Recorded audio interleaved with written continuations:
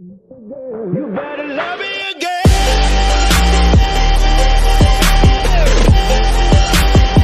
You better love me again.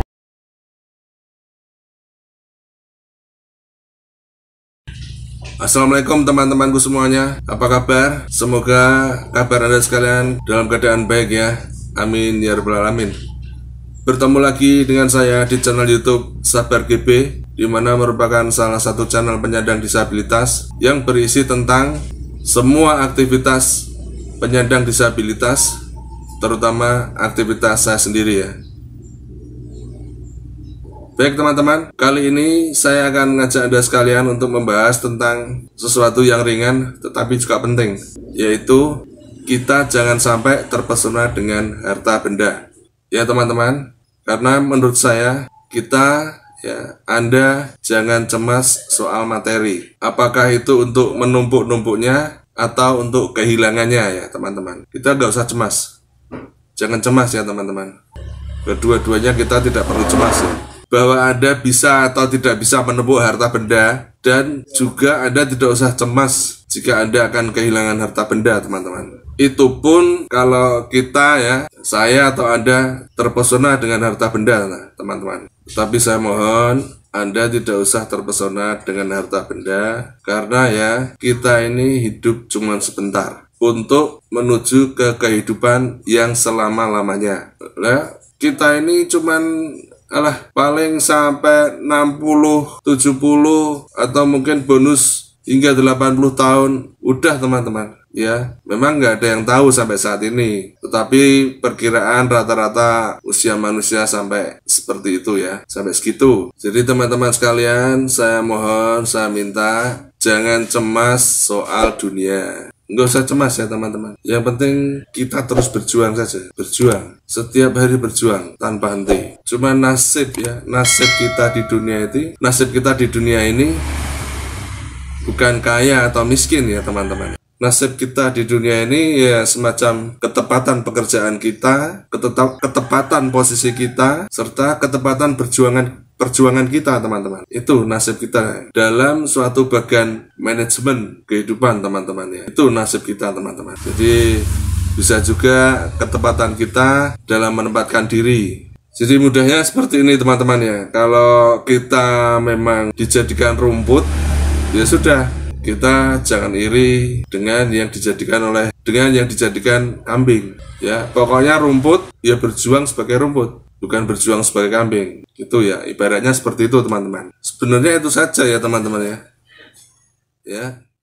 Nasib itu adalah ketentuan Allah yang sifatnya menyeluruh global, total ya teman-teman. Dan tertulis di Lauhul Mahfudz. Itu nasib teman-teman ya. Seumpama Anda mempunyai bakat ini dan Anda yang satunya mempunyai bakat yang ini. Nah, seperti itu ya teman-teman. Jadi kita jangan melakukan sesuatu yang bukan istilahnya nasib kita. Itu ya teman-teman. Sedangkan kalau takdir ya teman-teman, takdir itu adalah keputusan kasuistik atas keseluruhan nasib tersebut. Paham ya? Jadi ini contohnya seperti gini, misalnya saya sudah janjian dengan sahabat saya, misalnya, oh ya, nanti kita ketemuan di Simpang 5 ya, sekitar jam 1 siang. Nah, ternyata saya atau dia atau teman saya atau sahabat saya meleset sedikit, kira-kira 1 menit.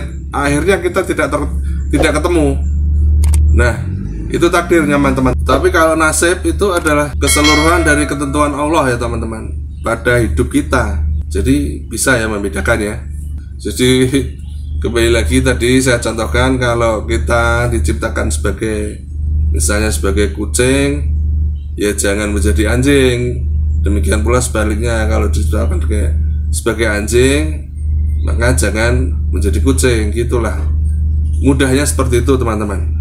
Apa adanya, temukan diri kita masing-masing teman-teman. Temukan diri Anda masing-masing teman-teman. Dan percaya saja kepada Allah Subhanahu wa taala ya.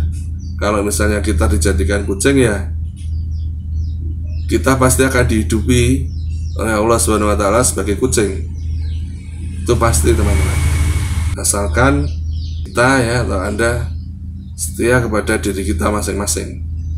Nah terus bagaimana ya caranya kita mengetahui yang tertulis di Lauhul Mahfuz, yang cara kita mengetahui nasib kita? Ya kita pelajari setiap hari teman-teman, diperhatikan teman-temannya, dirasakan setiap hari. Nanti insya Allah pasti kita akan mengetahui sedikit demi sedikit ya teman-teman. Dan sebenarnya sekolah itu sebenarnya untuk itu, untuk membimbing orang agar bisa mengetahui nasibnya. Tapi kalau sekarang sekolah membuat nasib sendiri ya teman-teman. Semua disuruh ya, anak-anak kita hampir semuanya disuruh masuk kedokteran. Kalau nggak kedokteran ya farmasi. Kalau nggak masuk farmasi ya visipol. Kalau nggak visipol ekonomi. Nah ini di sini nih yang kadang-kadang kita suka rancu ya teman-teman. Jadi sebenarnya biar nggak rancu gitu ya, nggak ada unsur-unsur paksaan ya. Carilah diri kita sendiri dengan bersungguh-sungguh. Terimalah nasib itu ya, terima nasib tersebut, karena itu sudah pasti yang terbaik dari Allah SWT. Tidak ada rumput yang cemburu pada padi ya teman. Tidak ada pohon kelapa yang cemburu dengan binatang. Itu yang terbaik teman-teman ya. Maka itu ya teman-teman, masukilah dengan pembelajaran, pengajaran, pengetahuan, dan pelatihan. Maka Anda akan menemukan keindahannya, karena Anda sudah belajar menemukan keindahan di dalam tingkat keseimbangan yang luar biasa yang Anda alami selama ini teman-teman, dengan diri Anda masing-masing yang dinasibin Allah Subhanahu wa Ta'ala. Jadi sampai di sini paham ya teman-teman. Soal takdir itu merupakan dialektika sehari-hari teman-teman. Bertemu atau tidak bertemu, mendapatkan laba atau mendapatkan rugi, tercapai atau tidak tercapai, ya itu merupakan masalah-masalah kecil yang harus kita asiki teman-teman. Kita asiki, kita nikmati. Tetapi nasib besarmu di dunia ini, ya kita berusaha semaksimal mungkin untuk menemukannya teman-teman. Dan caranya kita untuk menemukan adalah kita semua dengan la ilaha illallah ya. Karena sejatinya hidup itu hanya puasa ya teman-teman. Coba sekarang apa yang tidak puasa? Yang tidak puasa itu apa teman-teman? Coba tetap nomor satu hidup itu ya berpuasa. Berpuasa di sini bukan berarti ya tidak makan dan tidak minum dari subuh sampai maghrib ya teman-teman. Bukan gitu. Puasa di sini adalah kita semua ya. Anda mengerti batas-batas Anda mengerti diri Anda mengerti zat Anda, dan Anda mengerti sifat Anda mengerti karakter Anda, dan seterusnya ya teman-teman. Itu namanya berpuasa ya. Kira-kira seperti itu ya teman-teman. Jadi sekali lagi kita jangan cemas dengan harta benda ya, baik untuk menumpuknya maupun untuk kehilangannya atau kehabisannya. Karena itu tadi, sesungguhnya kita itu hidup di dunia ini hanya sebentar. Kalau orang Jawa bilang mampir ngombe, untuk mencapai kehidupan yang kekal selama-lamanya. Oke, kiranya sampai di sini dulu pembahasan singkat. Jangan terpesona dengan harta benda ya teman-teman. Untuk lebih kurangnya saya mohon maaf, dan terima kasih telah menonton video ini. Ingat teman-teman ya, pandemi belum berakhir. Maka dari itu ikuti terus protokol kesehatan. Salam sehat selalu. Sampai jumpa.